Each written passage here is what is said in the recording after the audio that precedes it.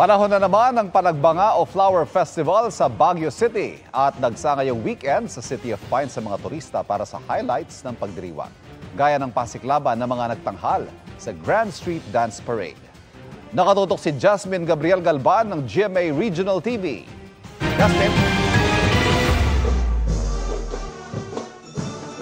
Malamig man ang panahon, mainit ang performances ng mga kalahok sa Grand Street Dance Parade na isa sa highlights ng 2025 Panagbanga Festival Celebration ngayong weekend sa Baguio City. Level up ang performances ng contingents, pabonggahan, pasiklaban. Maaga pa lang, nakaabang ng mga manonood sa kahabaan ng Session Road at Harrison Road. Kanya-kanyang kuha ng picture at video sa parada.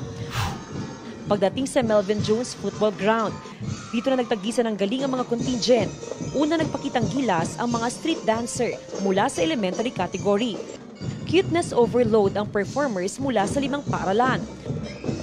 Suot ang makukulay na costume na tatak cordillera.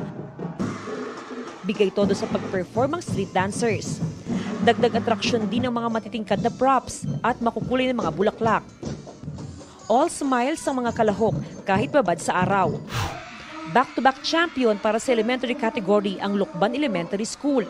Thank you po sa Panginoon na naging champion po ulit kami this year, and alam po namin na worth it po lahat ng pagod ng parents and sa amin din po. All-out performances din ang ibinida ng 7 kalahok sa open category, ang ipinagmamalaking festival sa iba't ibang lugar sa Pilipinas.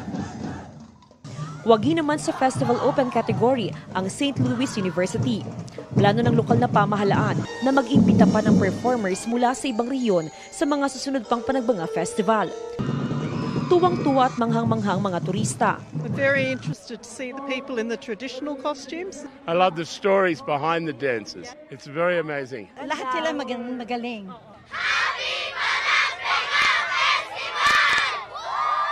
Para sa GMA Integrated News, Jasmine Gabriel Galban ng GMA Regional TV, nakatutok 24 oras.